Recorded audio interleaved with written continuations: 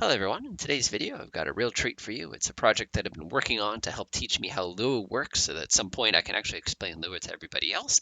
And what I've done is I've recreated Operation Allied Force, which was basically an exercise in the late 1990s in an effort to limit some aggression and genocide and all sorts of great, awful things that were going on at that particular time. Now this is a particularly interesting scenario because you're dealing with an absolutely massive force at your disposal, and to make things even extra exciting, you have quite a bit of random elements in the scenario as well. And that makes things a little bit more challenging for pretty much anybody who plays it. Every time you play it, it's going to be a little different. So for today, what I'm not going to do is try to play through this entire scenario. As you can see for the time limit up here, this is a 1 week kind of thing. This is something I could probably go get Kushan or something like that. Ask him really nicely to do like a live stream for like an 8 hour game or something. But for those of you who like to play longer, complicated scenarios, this is awesome. So anyway, let's go ahead and take a look at what we're dealing with here. First things first, it's March 24th, 1998. We've just been authorized to use air forces against the forces of former Yugoslavia in the Balkan region. And basically, we're looking to destroy or degrade air defense, again, to allow our ground units to be successful, destroy any high-value targets such as factories, military bases, government facilities, and C3M, and of course, to minimize loss of NATO aircraft. Now, remember, during this particular scenario in the real world, an F-117 was shot down as well as an F-16, which had a really cool movie made about it. So it's worth reading about it as well. Other considerations, currently we have supply levels to allow us to do surge operations. Woohoo! It's very difficult to do, by the way. But at 24th and at 21:30 Zulu time, we're going to be going to sustained operations. So this is a Lua script that will do that for us. Another Lua script we have in action here is the weather in this region changes. For those of you who know this particular campaign well, the Kosovo conflict, you probably have remembered that the weather was always terrible, making things like satellite reconnaissance useless, which is why we don't really have any satellites in this particular scenario. And then last but not least, there are NATO naval forces that'll basically be keeping an eye on the Adriatic Sea to come help us out here. So I'm happy with that, and as usual, we want to go ahead and take a look at what we're dealing with here. So let's go ahead and run the scenario for exactly 1 second. Okay, so these are all the things that we know about. We can spot a SAM site, we can know many airports. We have no idea what's at these airports. But what you don't see, let me switch on God's eye view, is all the other targets that were randomly generated in that 1 second the scenario itself ran. So there's everything from factories, there's going to be early warning radars, there's going to be SAM sites, short range, long range. Everything you can imagine was automatically generated for us. And if I ran the scenario again, it will be different each time you run it. There'll be different numbers, there'll be different types, there'll be different styles. And again, at some point in the future, I want to upgrade this to make like a modern version or like a Cold War version, because the scripts are so easy to use. And again, feel free to poke around with them and use them in your own scenarios. So that's being done, and we can take a look. We have quite a bit going on here. Now I always like to take a look at the forces that I have at my disposal. Before I do that, let's take a look at the naval forces that we don't have control over. When I originally built this scenario, I was hoping to use this for multiplayer purposes because it's just too big of a scenario for one person to do quickly. So you'll see some of that kind of echoing here. So we have a British surface action group up north. Basically, they're going to be doing the sea control kind of a thing. We have a French surface action group as well around the Folk aircraft, which is very solid. They have some of this really old school Etenard as well as F8s, so the I think Lacrosse or something like that is what they would call them. Coming down to us, of course, we have the Theodore Roosevelt in its action group, which is a huge group, tons and tons of aircraft. Unfortunately, we can't control them, which is a bummer because they've got the Tomahawk cruise missiles. Coming down to the south, we have a NATO group, which is comprised of German units, Netherlands units, Belgian units, all combined as well, and they're going to be taking care of any ASW that we might be running into. As far as airports go, and again, remember, we're NATO, so we get everybody here. You can see we have quite a few in Italy. We have some in Hungary, we have some in Germany, we have some in France, we have some in England, we have some in Spain, and we have one all the way in the middle of the United States. Now, you're probably sitting there going, wait a minute, how are you supposed to use this? Well, for those of you who don't know, the B-2A is an aircraft that launches and returns to Whitman Air Force Base every time it is used, which means in this particular case, if we wanted to use it properly, we'd have to actually load it up, send it all the way across, refuel it halfway across the Atlantic. It's such a process to do that. Usually my first step would be to set up a ferry mission to get it a little bit closer. Now, doctrinally wise, that's not really something we're supposed to do, but it doesn't mean we can't do it. So again, that's something that will work really well for us. So anyway, with that being said, let's go ahead and take a look at how we're going to deal with this. So let's go look at our order of battle here. Like I said, we have a stupid number of aircraft. It's over 700 aircraft just at our disposal in this scenario. And probably about a 70, not 70%, 15% of those are all refueling aircraft too, which is amazing. And again, since we're going to get stuck doing sustained ops later on in the afternoon, we want to make sure we can do as much damage as possible and make sure those tankers get in place before we have to use them. So let's go ahead and take a look at what we have here. Keep in mind, when you go and play this scenario, which I will provide a link for in the comments below, you're going to be getting these aircraft not loaded. You're going to have to decide how you want to load them, which allows you to play a million different ways to do the scenario. I'm just going to show you one way quickly, because again, we could be here for 8 hours playing this one. So taking a look up here, you can see we have the classic, the Italian version of the F-104 Starfighter. That's awesome. I love F-104s, one of my favorite airplanes ever. Let's see, we have a KC-707 there. Up at this airbase, I believe we have quite a few. Okay, so we have a compass call. This is our offensive ECM.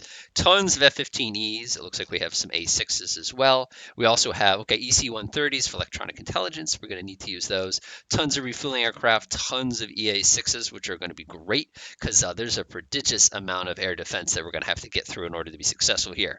Swinging down to this place, I'm not going to pronounce that. My Italian skills are limited. I can do English, I can do Spanish, a teeny tiny bit of Russian, a teeny tiny Swedish, but that's about as much as I can do. Okay, Mirage 2000s aren't too bad. We have some Jaguars, which are these little tiny planes. Let's see, we have some AMXs and some Pumas, so not too bad. Pretty good collection of aircraft there. Amendola, for those of you guys who are fans of the Falcon series, you've probably flown out of Amendola plenty of time in an F-16. Believe it or not, this is where the Netherlands-based F-16s were at the particular time. Let's see here. We have Aviano, which has so many aircraft at it. Look at this. Not only do we have a variety, but look at how many F-16s we have. It's like almost 130 F-16s, which is amazing. And this is where we'll be doing our demonstration later on. At Avord A Force Base, this is the middle of France. We have a couple E3s, which we're going to need. Coming down on this side of things, I believe, yeah, this is all special operations aircraft. We go up to this area. We have some more E3s. Again, these can afford to operate out of places like Germany. Getty Air Force Base, I believe, has more F-16s, a few Tornadoes, which are awesome. Giola. Looks like we have some, I believe there's a Harrier G. Yep, these are UK Harriers. We also have a pack of A-10s at our disposal, which is very interesting. It actually, this is based on real information, by the way. I had to find an order of battle in order to build this scenario. They actually base the A-10s here, and they just sort of fly over like that, which is like, that's a pretty hefty distance for an A-10, especially because they're so slow. All right, Graziane. We've got some AMs, I believe. Which country is it? These are the Norwegian ones. Coming over here to Grosseto. Looks like we have some Mirage 2000s, which it's a cool plane, but it's kind of limited in what we can do with it. If we go all the way down to Côte d'Azur, it looks like we have some KC-135s. So we're going to have a few of those. Coming up to Hungary, I believe we have MiG-29s. Yes, I love these things. Of course, they have no range, so that'll be interesting. Coming down here, I believe we have, yeah, a couple Airbuses. Nothing too fancy here. Landsberg Air Base. We have a C-160D. Marsh. We have some more refueling assets. I told you there'd be a few refueling assets. Coming down to Morone. Wow, that is a lot of refueling aircraft coming down to Sigonella. Looks like we have some U-2 spy planes, which is actually wonderful. We're going to need them in this scenario. At Placienza, we have some Tornadoes. Oh, sweet. They're ready to go, too. Lucky us. Going up to the UK, Fairford, we have some B-52Hs, which is wonderful. We also have some B-1s, and we have some KC-135s, naturally. Coming on to Lakenheath, looks like we have some F-15s. Okay, these aircraft are basically all the command aircraft minus the Strato tankers here. It makes sense why they're based up in the UK. Let's see, Rhine-Main Air Force Base, plenty more refueling, and the ever so important J-Stars aircraft. Let's see, Solenzara. It looks like we have some Tornadoes, which are great. Mirage F-1CTs. I believe these are all French-based aircraft. Let's go to Spangelheim Air Force Base. Looks like more F-16s. No surprise, right? All right, those are Block 52s. Those are good. And we have F-117s. Glorious. Remember, during this particular campaign, an F-117 was shot down. Coming over back to Hungary again, looks like we have some MiG-21s and F-18Ds. Okay, we can work with that. Tampiani, okay, we have some E3s. Definitely going to need those. Vincenza, looks like we have an EW. And finally, Whitman are going to be B2s. Okay, so let's get things set up now. We've seen everything we have. We have a pretty good idea. What's our strategy going to be? So our job is to do as much damage as physically possible to this particular area. Now, in order to do that, we need to find out where everything is, number one. And number two, we have to be able to engage it without getting shot down. Because if we get shot down, the penalty in this particular scenario is extremely high point-wise. So we don't want to do that. So what we're going to have to do is basically get complete air superiority. It's probably going to take us 2 or 3 days to get complete air superiority, to be honest, if we're being patient. And then we're basically going to have to strategically blast everything. Now, what I did not record is me going through arming all the different aircraft groups with different types of weapons so that I could facilitate this process in about 6 hours of game time. But I'm not going to show you that because we'd be here, like I said, for about 45 minutes. But I will show you one of the strategies I like to use. So first thing I want to do is I want to get all my support assets ready to go. So taking a look at this particular combat region, let's go ahead and take a mental look here, especially operating in this particular zone here, I could probably set up one group of AWACS here, another group of AWACS here. Keep in mind the Navy is going to keep an eye on things for us down here, so we don't need it. So let's go ahead and set up both a refueling as well as an AWACS track. Let's do this. I'm going to grab my two RPUs right here, Control F11. Going to call it, let's call it support north. Seems pretty safe to me. We'll set this to be patrol. I'm sorry, we'll set this to be support. Looks good. All right. I'm going to go down to mission doctrine, and we're going to make sure everything is turned on. Beautiful. Okay, so they're preset, they're allowed to refuel, everything looks good. Okay, try to keep 2 units of each class. I'm not going to do the 1/3 rule because we're going to end up with like 65 refueling aircraft. We don't need that many. Now, here's where you're going to get in trouble. If I just left click on one of these units, just kind of like arbitrarily, you'll notice it takes me to where that unit actually is. This is awesome because I can go like this and be like, oh, I don't want that particular group of aircraft to do that. You know, I can go up, did not need that particular aircraft, sorry. Likewise, I can go ahead and take a look at these KC-135s, and I can see this particular group is based out of England. This is actually the KC-135s that refuel the B-52s. They're the 22nd Tanker Wing, in case you're curious. We could use these because they're going to be in kind of a safe spot. So I'm going to go ahead and grab this group. I'm going to go toss them into this mission. All right, I don't think I need any of those. Don't think I need any of those. J-Stars, we're definitely going to need that as soon as it's available because J-Star is an amazing aircraft. We're going to skip those out. We don't need those. The Compass Call, it's probably not a bad idea to throw those in there too. Give us a little bit of OECM. We have the Commando Solo. I'm not sending those because they're just going to get themselves shot down. That's how that usually goes. Let's see where this group of E3s are. Oh, they're okay. So they're up in Germany. Perfect. And let's see where this group of E3s is. Okay, they're down there. We'll save them for the Western group there. Let's see where this Colibri is. He's located. He's actually in a really good spot. I'm going to send him over as well. Let's take a scroll down. Okay, what's some more refueling? Where are you guys based? Okay, this is a good spot. You guys can come join the fun. How about this group right over here? Okay, you guys are in a good spot too. You can come join the fun. And I think that's going to be more than enough, both refueling as well as radar aircraft up in that zone.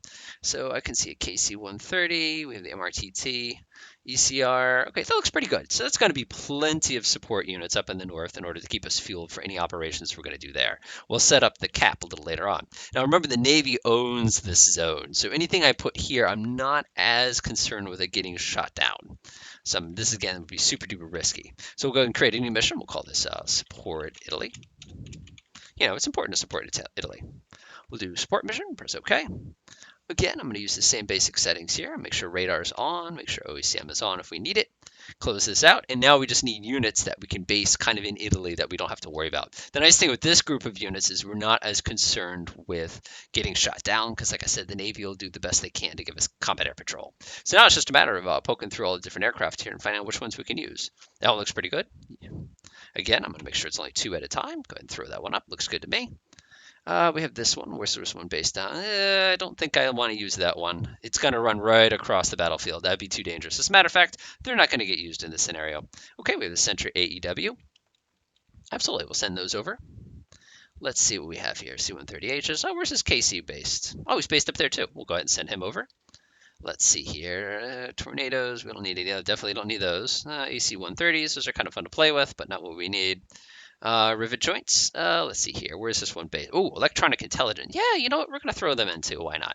This group of E3As. Oh, we might as well throw them in too. That's going to be more than enough. I'm only concerned with fueling at this point.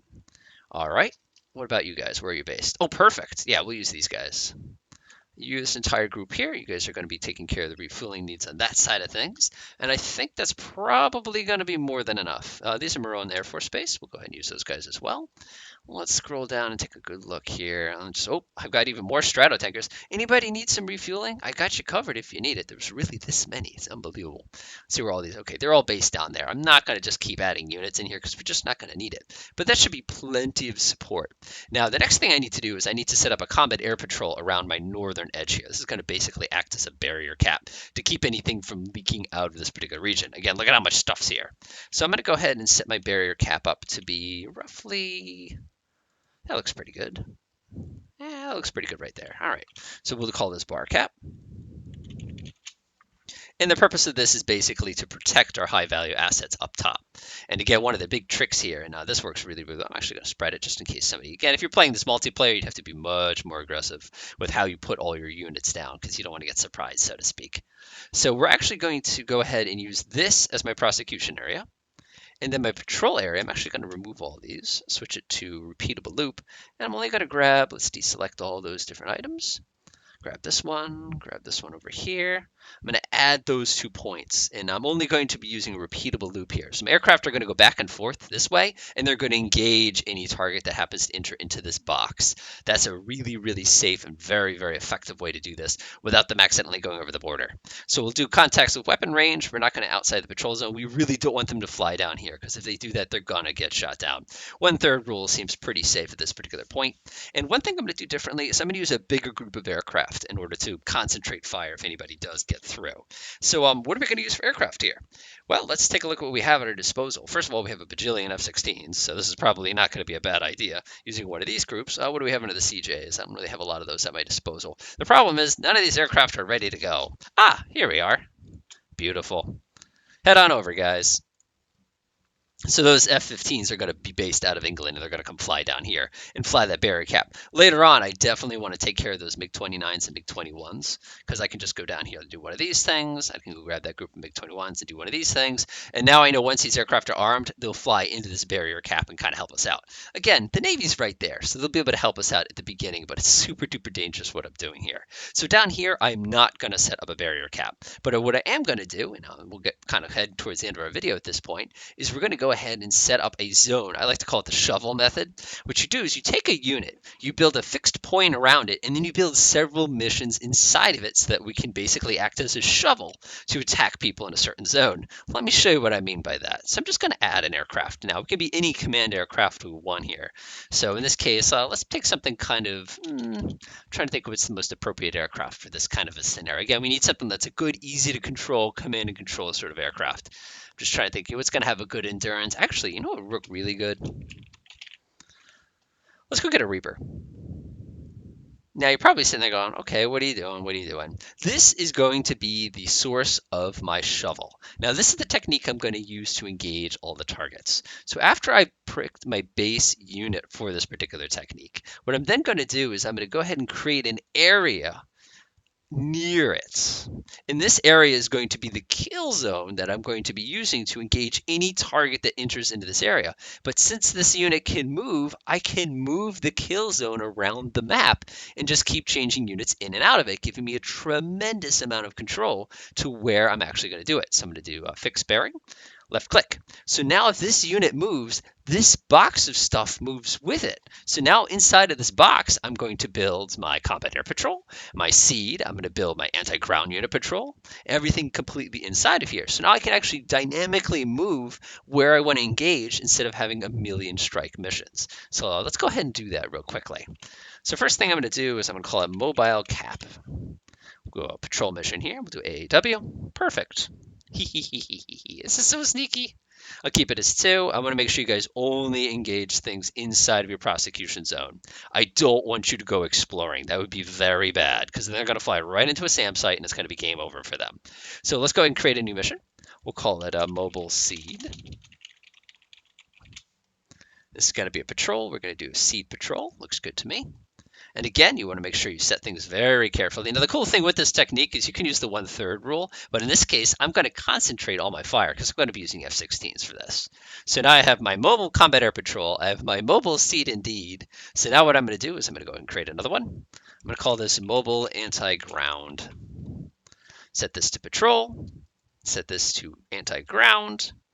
Going to go ahead and change this as well. We want to be very cautious with this when we do this, so be very careful. So we want to add all that. Looks good. Mobile cap, let me check that. Looks good. Add all points. Looks good. Mobile anti-ground, we want to keep these in large groups if we can. Mobile cap, you could do smaller groups, but C and D, you're going to want to have this in a nice super concentrated group. All right, beautiful. So now what I'm going to do is I'm going to order this as my anchor unit to basically start flying in this direction. And as it starts flying in that direction, I'm going to start sending F-16s to occupy this death space. And then we're going to drive this death space right into the enemy territory and have everybody inside of it basically concentrate their attack. It's almost like a mobile beehive, if you want to think about it another way. This is a really fun strategy, and it prevents us from overflying or having to do 100 strike missions. Now, you can make like 10 of these little kill boxes if you want. I find that works well. So I did cheat a little, and I made sure that you guys are bored. Nope, they're on support mission. I'm happy. So what I'm going to do is I'm going to go ahead and grab some of these beautiful Block 50s here. So the first thing is I'm going to grab all of these, and I'm going to assign them to the mobile cap mission. Then I'm going to grab all of the ones with the high-speed anti-radiation missile and put them into the C and D group. I'm going to grab all of these in the Gator group. I'm actually going to put them in the seed indeed too, because I need them to do as much damage as I can. And then, you know what? We might as well grab this group too. We're cheating a little bit here, but that's all right, for example. Let's see. We have 1, 2, 3, 4, 5, 6, 7, 8. There we go. Ready arm. We'll just assume they're ready already. And we're going to do mobile ground, anti-ground. Keep in mind, I'm going to have refueling assets in just a moment. Watch this. So the way the scenario starts is I have this aircraft as an EP-3 that fires a bunch of drones directly into this area. Once those drones get there, what's going to happen is any radar site that has a SAM or something like that is going to immediately activate and try to start targeting us. Notice, by the way, my kill box is mobile. And now notice all these aircraft are flying down here to come join my kill box. Go ahead and set him up. He's going to go ahead. We're going to go concentrate on the northern shore first here. Try to get his speed up a little bit. Drones are not exactly what I consider to be fast. Now you can see immediately that our little drones that the Navy launched here are being locked onto, and we're collecting good electronic intelligence right now that's giving us the ability to identify where some of these points are. Now keep in mind the Navy's also doing their thing here. They're doing some C, they're launching some SM-2s, and we could also automatically identify several enemy aircraft that have also been launched. Meanwhile, our giant death box is on its way to cause as much trouble as possible. Go ahead and give these guys a little kind of heads up here. Ha ha ha ha ha, look at this. Now, one thing that makes your mobile death box more effective is if you have some reconnaissance assets. If you take a look at the weather right now, we have some moderate high clouds at about 30,000 feet. That's blocking us from getting a good look below us, which is going to make it a little bit more difficult to spot targets. But notice my kill box, I'm going to go ahead and have an anchor here. And I'm going to let all the aircraft fly into the kill box and start doing what kill boxes are good for. So meanwhile, while it's going on, I'm going to grab myself a U-2 spy plane. He's going to take a few minutes to get ready.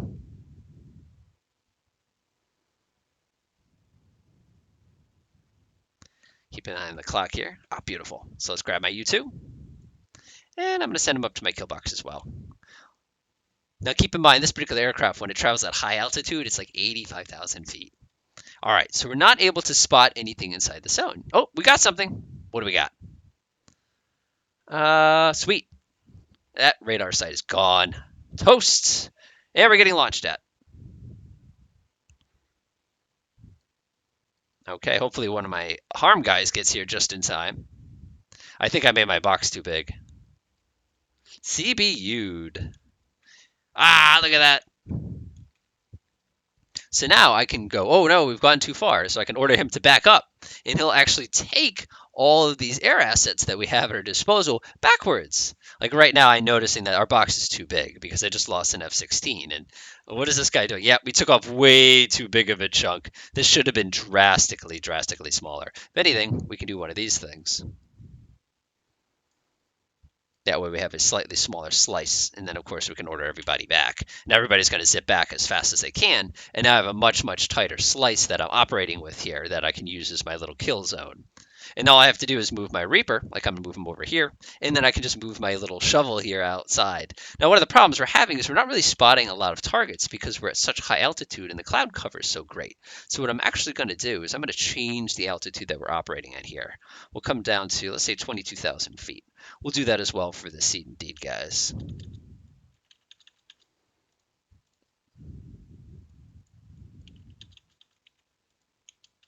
beautiful. Okay, so that should knock them down a little bit so we have a better look at any targets. Because, I mean, if we go like this, you can see there's really not a lot of targets in this zone. Is this a naval unit or is this one of ours? That's one of ours. Let's go double take a look. What, we made a mistake. Let's shut that off. Clearly, you guys did not get the notice on that. I mean, I appreciate the fact that they're targeting all these other targets, but at the same token is I'm not really a fan of them going all the way out here and causing trouble like this. Oh, nice. Fortunately, they're running right into that SAM site.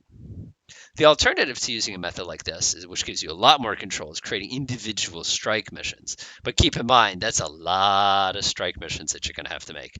All right, so you can see now that this is my little shovel zone, and now I'm just going to gradually move it forward so that all the aircraft inside of this big shovel can go ahead and start engaging everything that's inside of it. So we're going to spread out and try to get this SAM site. I would actually recommend manually attacking it with something like this. Oh, there they go. Yeah, see how they're in range now and they automatically start zipping? Oh, they're heading for refueling. Keep in mind, we established refueling. It's all up here and it's all down there. So at any time, they can quickly get some fuel. Ah, it looks like my SAM's, nicely done. Wow, that's a lot of harms. Oh, that poor guy. Oh, that's going to hurt. That's going to hurt. And now what's going to happen is my deed guys are going to show up and they're going to basically dump a ton of CBUs all over that target. But you can see now that, again, since this is my anchor point, I can move this shovel basically across the country and continue to do damage. Like I can see I have a couple enemy aircraft zipping over here. They're about to get a bit of a surprise in a second. Oh, we found one. Boom. That's another SAM site down. Let's use them as bait. And that was a mistake on their part. Done. Oh, look at him go. Unfortunately, we ran out of the guys with the bombs. Otherwise, we'd have the ability to basically... Oh, no, look out! Oh, what a disaster. Too aggressive, too aggressive. But again, that's kind of what happened. Is we did lose quite a few aircraft. I should have taken a much, much tinier slice out. Because these guys are just killing us because all of our aircraft are basically running out of ammunition and they're returning home. Now, one of the reasons they're returning home is if you actually look at the doctrine here, you'll notice that the loadout setting is basically one engagement and return home. We'd have to set it to this in order to prevent that sort of a thing from continually happening, which is going to definitely impact our ability to continue the scenario. Okay, here comes a good one. These are anti-ground guys. All right, what do we got? What do we got? Whoop, stop firing. Oh, look at all the harms. Oh, that guy's done. And you just got GBU'd. And you just got GBU'd. You can see immediately just how incredibly effective that can be. And again, over time, we can slowly move this shovel outward until we've acquired and destroyed every target that's inside this country. But as you can see so far, we've taken quite a few F-16 losses because we are not micromanaging as aggressively as we can. And again, I'm just trying to rush through this real quickly to show you just kind of what you can do with this scenario and how random scenarios can change things. So it looks like we've done a pretty good job digging a shovel out of that. So I'm going to go ahead and move him forward as well. Ah, there's my U-2. I was wondering when you were going to get here. So to go ahead and leave scenario today, I'm going to go ahead and get our U-2 in position here. This is an amazing aircraft as far as sensor capabilities goes. I'm going to turn on its special side-looking radar. And it's going to start looking around, seeing what we can find. Oh, we spotted a target we missed. Again, bringing those reconnaissance assets could have saved us a lot of casualties here. And it's just kind of fun to like watch them, like a bunch of angry bees just kind of going at it. Now, I could not imagine running this scenario on the old version of Commando. If we tried to pull something like that, it would just lag so bad you couldn't do anything. But again, I think we've gotten a little bit too far in here. I'm actually going to return to base with him, and I'm going to grab my U-2 and I'm going to pull him back in. Oh, look at the Navy helping us out. Ha ha ha. Oh boy, we got a pretty good dogfight going on. This isn't going to end well. Oh, it's a MiG-21. It might end well. You never know. Whoop. Splashed. That's something fast. Ah, look at the Navy helping us out again. Oh, there's another harm. Boom. Look at that. Again, this is just a strategy. It's kind of a neat strategy. It's kind of fun. But again, the whole purpose of this video is just to show you kind of what you have at your disposal. I expect my score to be in the negative 1000s by now. And I'll go ahead and take a look at it real quick because I'm just kind of curious, right? Scoring. 220. At least we're in the positives. And the fun thing here is if we look at our losses, we lost 9 F-16s. That is embarrassing. Navy, of course, has lost 6 F-18s. Take a look at the casualties on their side, however. Wow. Look at that. They lost 4 ships, too. And again, you can see my scoring graph. Look, we took a lot of casualties, but then we gained. But oh, we took so many casualties. All right, so hopefully this scenario is interesting. One thing I will recommend you should do is if you're going to use my little shovel method, do reconnaissance first so you don't fly into the SAMs. That's just embarrassing.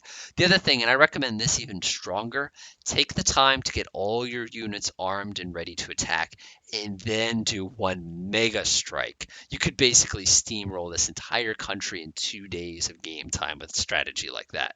But again, this one's supposed to be a sandbox and give you plenty of opportunities to kind of explore different strategies. And like I said, there's a lot of Lua. If you actually go up to the editor and you're using this particular program and go to actions, you'll notice that I've got all sorts of cool things. I've got this little weather script I borrowed from Downtown. You can see my creates targets, basically generates everybody. It sets their MCON initially so that they're all aggressive and they're not giving themselves away. It's all a lot of really cool stuff, and I hope you guys enjoy it lots. Enjoy.